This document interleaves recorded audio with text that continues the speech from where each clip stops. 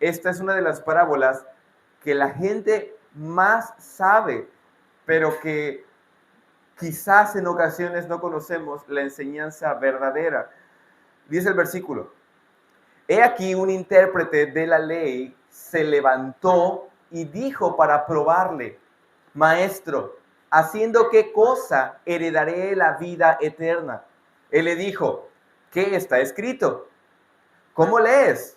Aquel respondió y dijo: amarás al Señor tu Dios con todo tu corazón y con toda tu alma y con todas tus fuerzas y con toda tu mente, y a tu prójimo como a ti mismo. Y le dijo: bien has respondido, haz esto y vivirás. Pero él, queriendo justificarse a sí mismo, dijo a Jesús: ¿y quién es mi prójimo?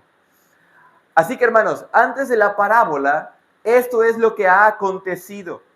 Así que la parábola comienza con un escriba queriendo probar a Jesús. Ahora, ¿quiénes son los escribas? Los escribas son los intérpretes de la ley. En aquel entonces eran personas muy eruditas que sabían mucho acerca de los profetas, la tradición de los ancianos, y conocían mucho acerca de la Torá, que es el Pentateuco, la ley de Moisés. Esas personas que tenían mucho conocimiento bíblico quieren tentar a Jesús. Y hermanos, aquí se centra la parábola. A través de este acontecimiento es donde fluye y emana lo que veremos el día de hoy. Bueno, entonces el escriba le dice a Jesús: ¿haciendo qué cosa heredaré la vida eterna? Alto ahí. ¿Será que el escriba no conocía el medio y la manera en la cual poder heredar la vida eterna? Bueno, sí lo sabía. Todo judío sabía que a través de obedecer la ley de Moisés podían heredar la vida eterna. Bueno, esto cualquiera lo sabe. Lamentablemente nadie puede cumplir la ley de Moisés para heredar la vida eterna. A lo que el escriba está tratando de tentar y de probar a Jesús, haciéndole pensar que realmente si era un maestro o no era un maestro de la ley. Es decir, si Jesús decía otra respuesta, entonces se iban a dar por aludidos que era un falso maestro y era un falso profeta. Jesús tenía que responder lo trascendente a lo que dice la ley de Dios. Y si hacía otra respuesta, entonces lo iban a tachar como un falso maestro. Luego, hermanos, mira aquí el versículo 26. Ve el versículo 26. Él le dijo: ¿qué está escrito en la ley? En términos simples y sencillos, lo que Jesús le dijo: bueno, ¿qué dice en los días de hoy? ¿Qué dice tu Biblia? ¿Qué es lo que dice la palabra de Dios? ¿Qué dice la ley de Moisés? Porque, hermano, la justicia de Dios se ve en la ley. Y si yo he heredar la vida eterna, va a ser a través de la ley, pero nadie puede cumplir la ley. Es entonces que vino el hacedor de la ley, el único justo, Jesucristo. Entonces Jesús le dice: ¿qué está escrito? ¿Cómo lees?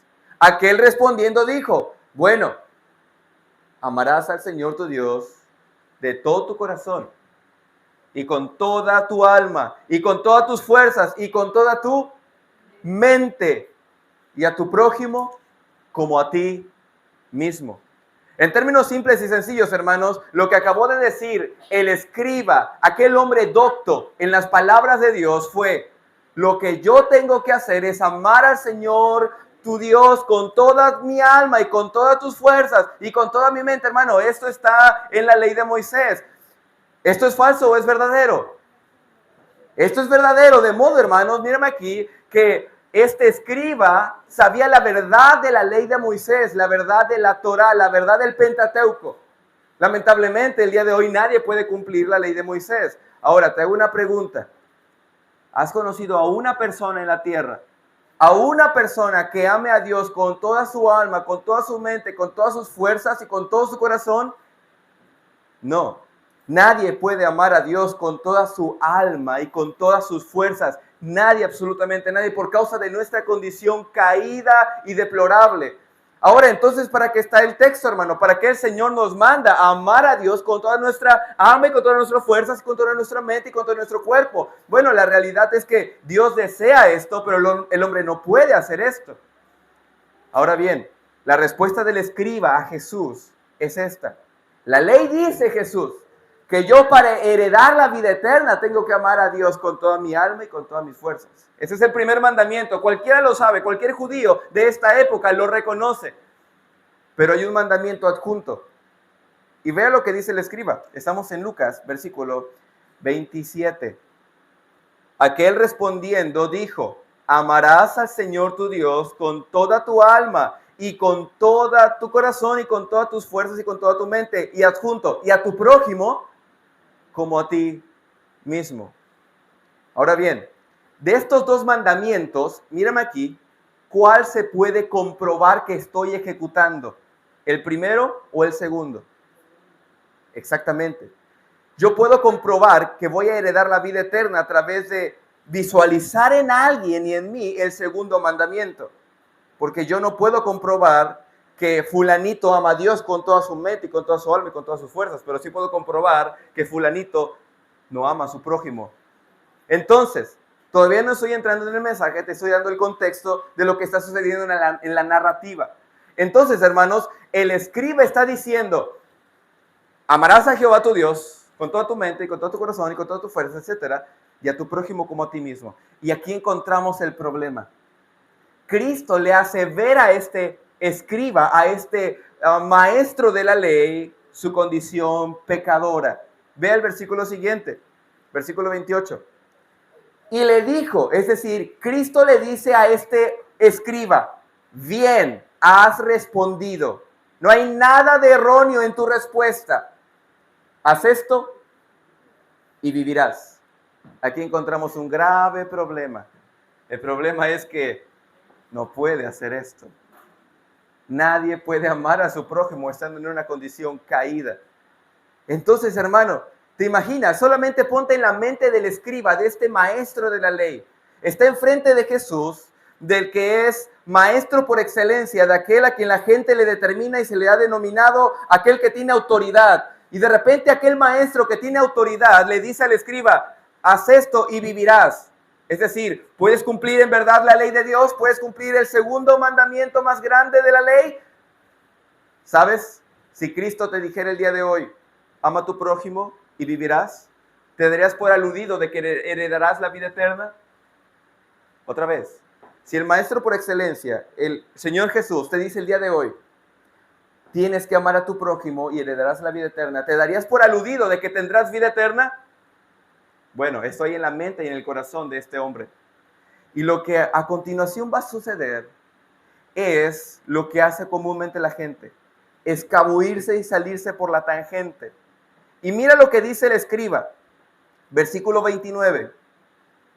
Pero él, o sea, el escriba, queriendo justificarse a sí mismo, ¿se da cuenta? Él sabe que es injusto.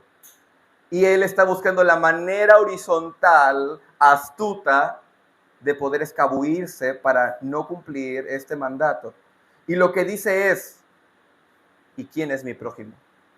Es decir, él no está diciendo que no va a amar a su prójimo, pero él ahora está diciendo, ¿y quién es mi prójimo? Y esa es la pregunta del día de hoy. ¿Quién es tu prójimo para que le ames?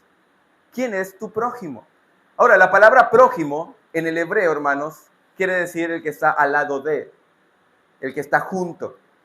Así que la parábola comienza con un escriba queriendo probar a Jesús, tratando de causar en él, en Cristo, algún tropiezo para que él diga algo mal de la ley de Moisés.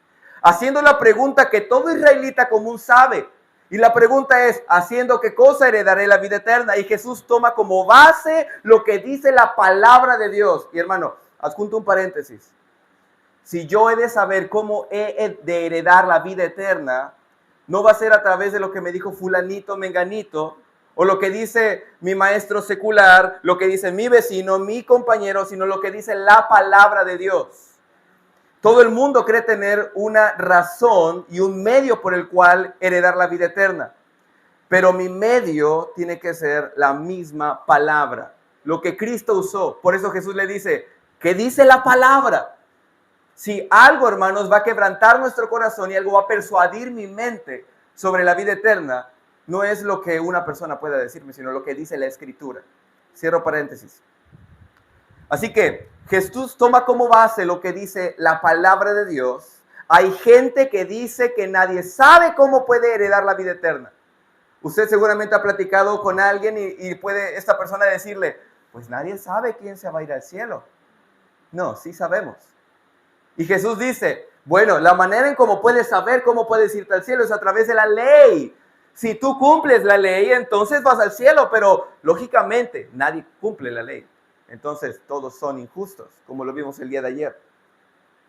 Otros piensan que pueden tomar como base lo que dijo cualquier persona, los padres, los abuelos, los hijos, los hermanos, etc. Pero Jesús toma como fundamento la palabra de Dios. Amén. Y el escriba responde mencionando los dos primeros mandamientos, o más bien los dos más grandes mandamientos, porque no son los primeros. Los primeros mandamientos de la ley, ¿cuáles son? No tendrás dioses ajenos delante de mí. Y número 2, no te harás imagen ni ninguna semejanza que esté arriba en el cielo, ni en la tierra, ni debajo de la tierra. Ese es el segundo mandamiento de la ley, es decir, la idolatría a las imágenes. No te hagas ninguna escultura, ninguna imagen que puedas adorar, pedirle como favor, como oración, como ruego, como rogativa, etc. Vaya ahí, por favor, a Éxodo capítulo 20. Solamente quiero mencionar que el escriba no está diciendo los dos primeros mandamientos, sino que está diciendo los dos más grandes mandamientos. Éxodo capítulo 20. ¿Ya está ahí? Dice el versículo, y habló Dios todas estas cosas, estas palabras, diciendo, yo soy Jehová, Dios, tu Dios, que te saqué de la tierra de Egipto, de casa de servidumbre. Número 1, no tendrás dioses ajenos delante de mí. Es decir, no hay otro Dios fuera de mí y por lo tanto no tendrás otro Dios. No existe otro Dios, hermanos. No somos politeístas. Somos monoteístas. Creemos en un solo Dios.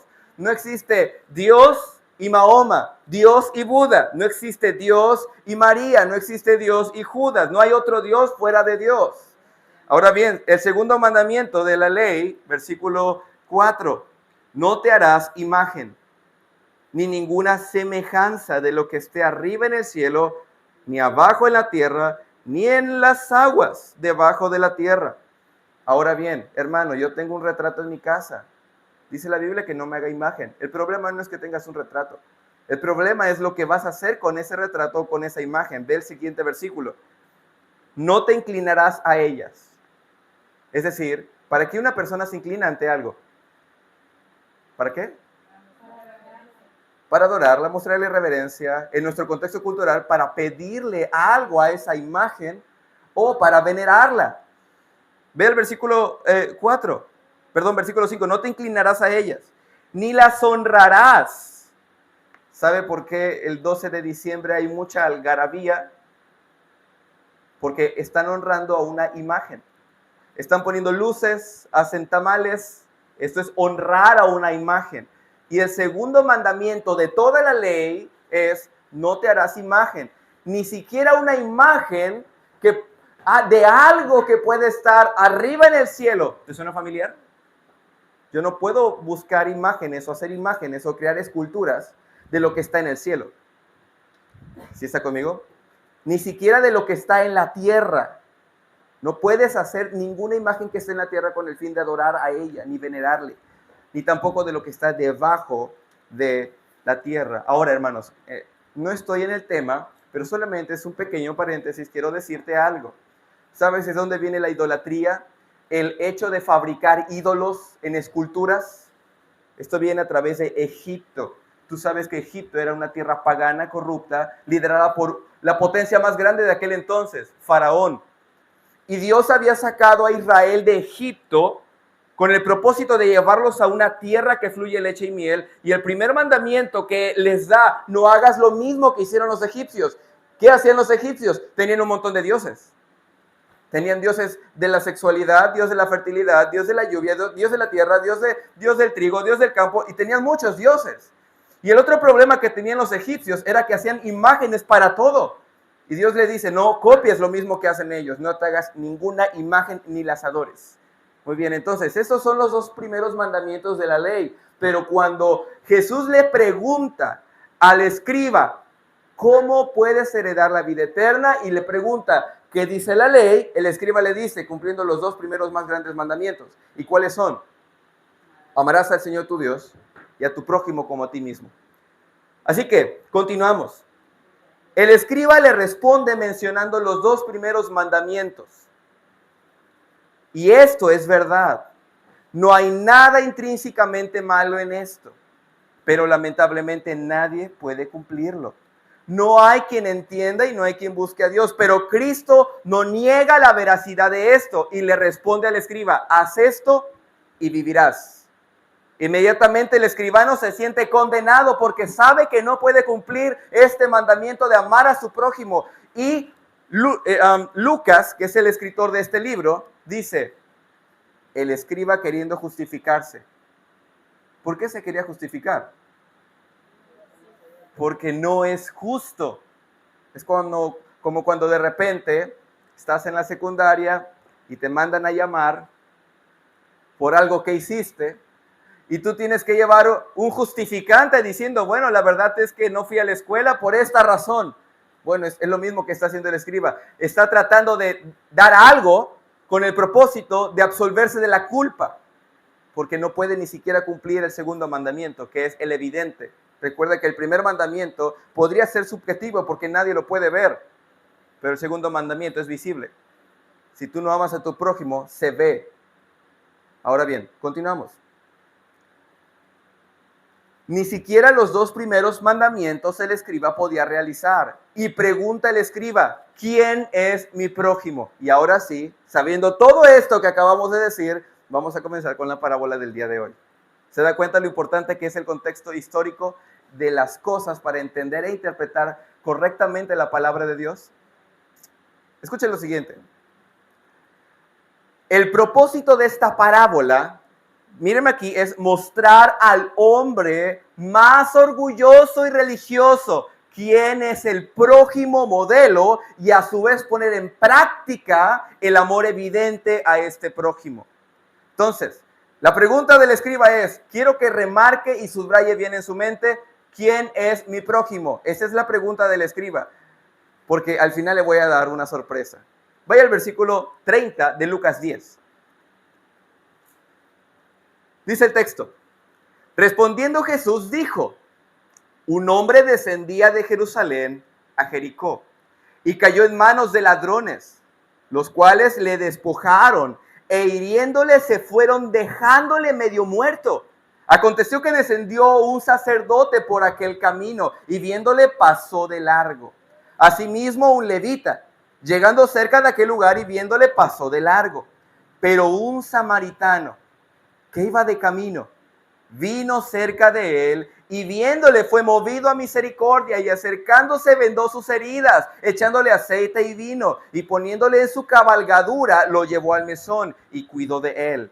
Otro día al partir sacó 2 denarios. Recuerda que los denarios equivalen a un día de trabajo. Cada denario equivale a un día de trabajo. Esta es la moneda de aquel entonces. Y los dio al mesonero y le dijo, cuídamele y todo lo que gastes de más, yo te lo pagaré cuando regrese. Y Jesús pregunta, ¿quién pues de estos 3 parece que fue el prójimo del que cayó en manos de ladrones? Él dijo, el que usó de misericordia con él. Entonces Jesús le dijo, ve y haz tú lo mismo. Ahora bien, comenzamos, hermanos. Primeramente, Jesús está mencionando a un hombre. Este hombre está saliendo de Jerusalén y se va a Jericó. Para que podamos entender un poquito la distancia de estas ciudades, Jerusalén está en un lugar arriba, probablemente muchos metros elevados a lo que era Jericó. Y Jericó está en una pendiente grande. De Jerusalén a Jericó son 28,000 kilómetros aproximadamente. Este hombre iba de empinada, como le llamamos coloquialmente. ¿Por qué digo esto? Porque era un camino peligroso. Los eruditos y los que han visitado estos lugares proponen que es uno de los lugares más peligrosos para viajar solo. Te tenías que cuidar porque era un camino muy rocoso, muy peligroso, muy empinado, y a todo eso añádele que este hombre va solo y vienen unos cuates y le hieren. Unos hombres despiadados y lo golpean, lo despojaron, y adjunta Jesús y dice, cayó en manos de ladrones y lo despojaron, hiriéndole se fueron y le dejaron medio muerto. ¿Este es el prójimo? Bueno, hace unos días pregunté, ¿quién es el prójimo? Vamos a seguir leyendo. Parece ser, hermanos, que en la mente de un ser humano el prójimo es aquel individuo que está casi muerto, aquel individuo que necesita de mi ayuda. Y esto es lo que estamos visualizando, pero Cristo aún no dice quién es el prójimo. Solamente hay un hombre que desciende de Jerusalén a Jericó, está como medio muerto. Versículo 31, vaya ahí por favor. Aconteció que descendió un sacerdote por aquel camino y viéndole, pasó de largo. Antes de mencionarte quién es el sacerdote, quiero decirte que no tenemos más informes sobre este hombre que fue entregado en manos de ladrones. No tenemos más informe que los acontecimientos de su viaje. No sabemos su nombre, su raza, su nacionalidad, no sabemos su color de piel, pero este sería muy propio de Lucas, porque muy probable era un judío. Y la razón es porque salió de Jerusalén a Jericó. Esto sería muy propio de Lucas porque él presenta a Jesús como el Salvador de todos los hombres. Sin embargo, en la historia implica que este hombre era un judío. Ahora bien, también entendemos que es judío porque la parábola fue dicha para un escriba. Un escriba es un judío. ¿Bien? ¿Está de acuerdo? Entonces, comenzamos a pensar un poquito respecto a quién es este hombre que fue atacado. Cuando dice el texto que venía de Jerusalén a Jericó, he mencionado que de Jerusalén a Jericó son 28,000 kilómetros al nordeste de Jerusalén y unos 8 kilómetros al oeste del Jordán. La elevación de la ciudad, aquí tengo el dato exacto, son aproximadamente 1,070 metros bajo el nivel de Jerusalén, de manera que este viaje era un verdadero descenso. El territorio entre dos ciudades era áspero y muchas partes desérticas, aunque el camino era transitado con frecuencia. Se trataba de una de las más importantes rutas palestinas. Lo escabroso del suelo y el número de viajeros que pasaba por allí lo habían hecho y abrigado de bandidos. Así que cuando Jesús comienza a narrar esta parábola, todo el mundo sabe cuál es el camino de Jerusalén a Jericó. Y saben que no es un camino muy bonito. Ahora, esta no es una fábula. Esta es una parábola, esta es una historia. Ahora, escuche esto. ¿Qué sucedió a este hombre? Lo robaron y lo dejaron como muerto. El punto de Jesús al narrar esto es solamente mencionar que este hombre está débil, este hombre está sufriente, adolorido, necesitado, quizás hambriento porque lo dejaron sin nada y expuesto a morir. ¿Este es el prójimo? Todavía no le voy a decir. Espere un momento. Primero menciona que pasó un sacerdote. Ahora, en nuestra mente cultural usted va a pensar que es un sacerdote católico, pero no es así. El sacerdote de este entonces es un sacerdote que viene de la tribu de Leví. Leví viene de Israel. Entonces, hermanos, el sacerdote de aquí es un hombre consagrado que se dedicaba a ofrecer sacrificios en el templo. Un gran número de sacerdotes y levitas vivían en Jericó y subían a Jerusalén. Y por esta razón, en esta parábola, el sacerdote va caminando y se encuentra con este hombre. Ahora, quiero que pienses en el escriba. Cuando Jesús le dice que iba pasando un sacerdote, el escriba seguramente, y estoy completamente seguro, que dijo dentro de sí mismo, el sacerdote le va a ayudar. ¿Por qué? Porque es el hombre consagrado a Dios. Porque este sacerdote es una persona espiritual, ama a su prójimo, sabe quién es su prójimo, le va a amar, le va a apoyar. Pero malas noticias para el escriba. El sacerdote pasó de largo. Este en particular tal vez iba rumbo al templo para comenzar su oficio como sacerdote. Si es así, pasaría por el otro lado del camino para evitar la contaminación ceremonial, porque cualquier persona que tocara a un muerto o una persona contaminada no podía entrar al templo. Y para el sacerdote era algo contaminante tocar a una persona de esta índole. Ahora bien, hermano, esto nos enseña no solamente que el sacerdote pasó de largo, sino que también la religiosidad es mala para amar a nuestro prójimo. Puedo ser el hombre más religioso del mundo y ser el hombre que más odia a la gente. ¿Sí está conmigo? Y esto es lo terrible. Y esta es la condición natural de un religioso. Este hombre, hermanos, si usted lo veía, vestía de túnicas. Este hombre era muy limpio porque era un sacerdote. Este hombre se lavaba las manos siempre porque no podía estar en contaminación, en contacto con lo sucio del mundo. Este hombre sabía mucho acerca de la Biblia. Pero hermanos, podemos ser las personas más religiosas y los que tienen más odio en su corazón para con la gente. Amén. Lamentablemente se le rompió el globito al escriba. ¿Por qué razón el sacerdote no le ayudó? Bueno, porque esa es la naturaleza de un hombre religioso caído. De todas maneras, había algo más importante para este sacerdote que el ayudar a su prójimo. Y lo más importante era presentarse bien delante de Dios. Pero no puedes estar bien con Dios si no estás bien con el ser humano. Amén. Otra vez, no puedes estar bien vertical si no estás bien horizontal.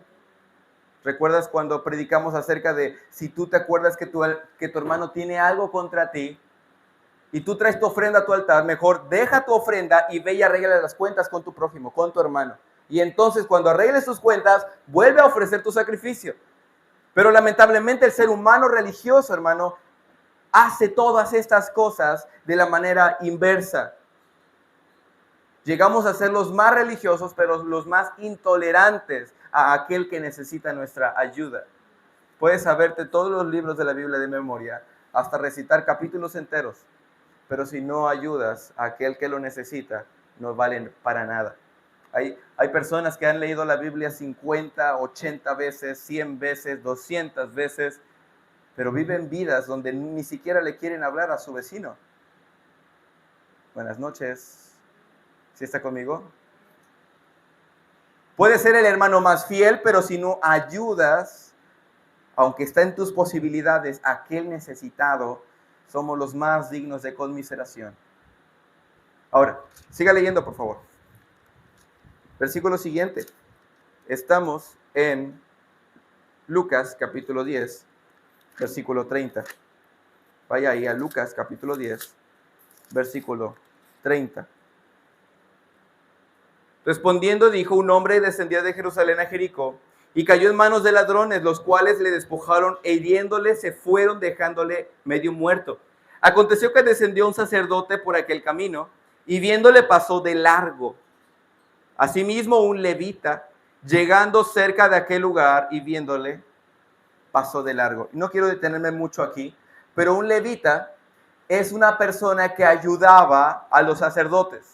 Los levitas eran los encargados de oficiar las ceremonias religiosas en Israel y en el templo.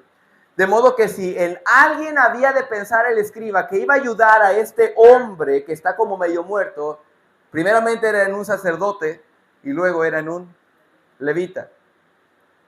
Pero para mala suerte de este escriba, tampoco el levita le ayudó. Estos son ayudantes de los sacerdotes en el culto, pero ni siquiera el hermano que no tiene ningún cargo quiso ayudarle a este hombre. Y quiero terminar, hermano, con el último. Versículo siguiente. Estamos en Lucas, capítulo 10, versículo 33. Pero un samaritano que iba de camino, vino cerca de él y viéndole fue movido a misericordia. Este, hermanos, es el único que le ayudó. Ahora, escucha esto, mírenme aquí, en el mundo judío, los samaritanos carecían de rango.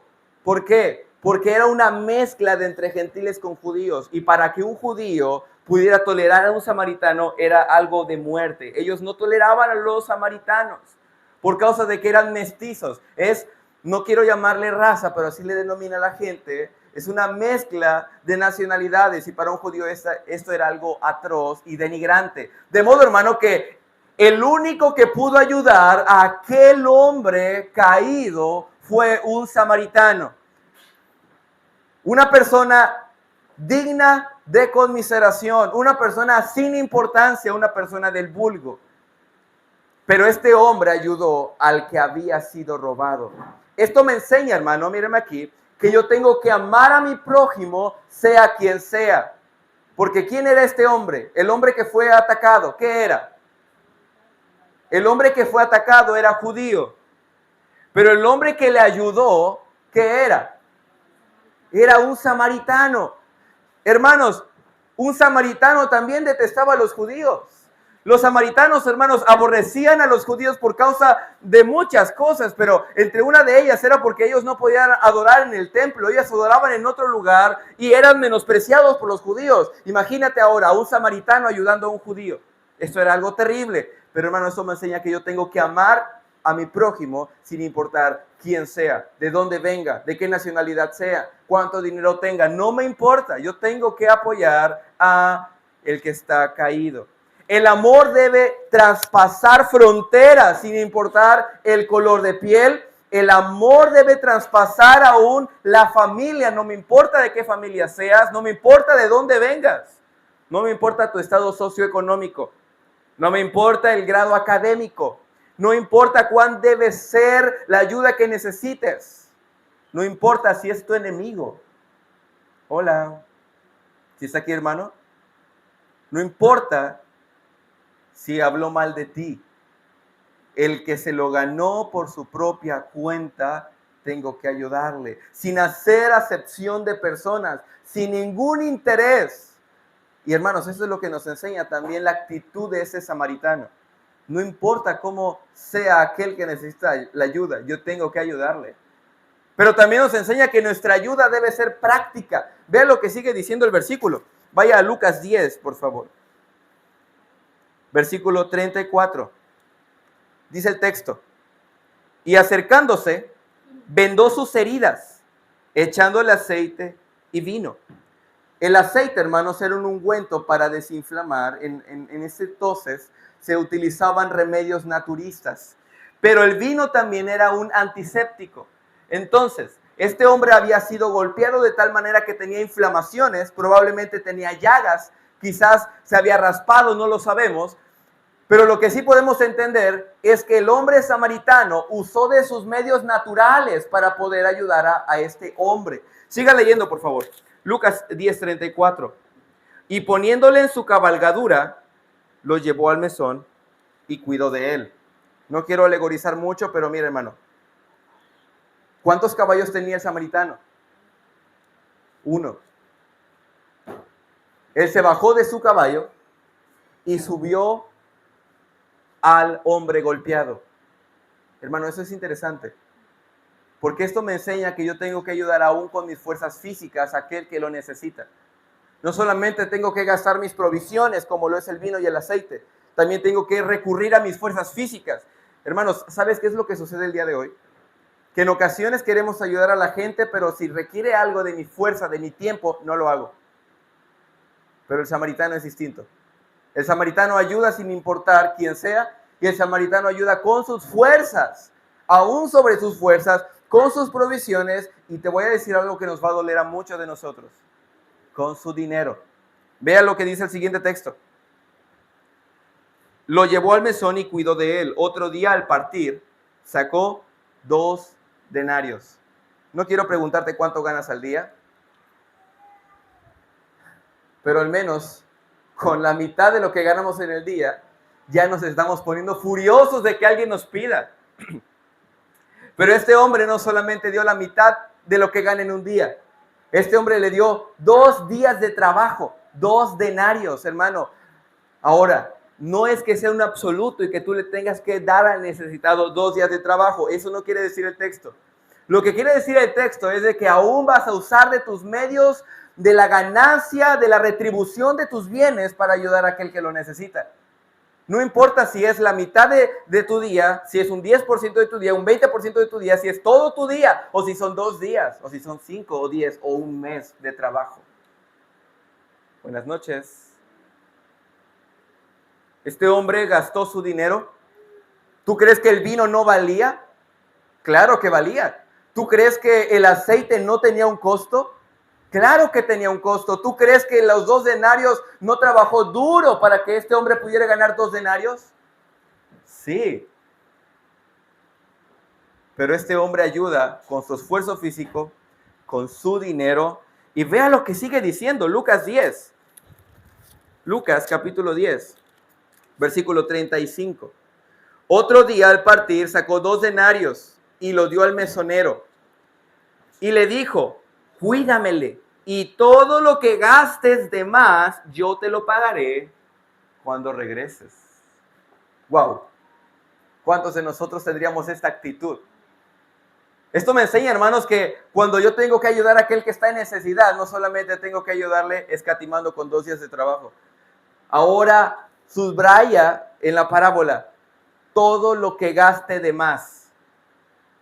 Quizás se compró unas coquitas de 50 pesos porque la coca de 3 litros ya está en 50 pesos. Quizás, no sé lo que se compró este hombre.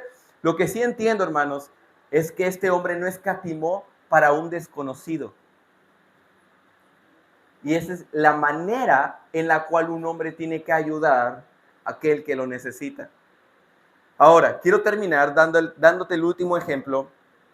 Este hombre se preocupa por aquel que está en apuros. Dice el texto que lavó sus heridas y vendó sus heridas.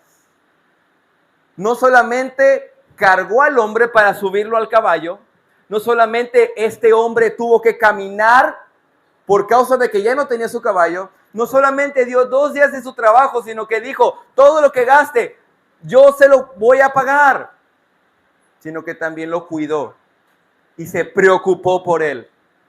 Hermano, lo importante en ayudar a aquel que lo necesita es preocupación.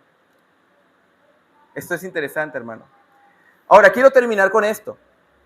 ¿Quién es mi prójimo? Porque recuerda, esa es la pregunta del escribano. La pregunta es, ¿y quién es mi prójimo? Ve el siguiente versículo, Lucas capítulo 10, versículo 36. ¿Quién pues, esa es la pregunta de Jesús, quién pues de estos 3 te parece que fue el prójimo del que cayó en manos de ladrones? A ver. ¿Cuál era la pregunta del escriba? ¿Quién es mi prójimo?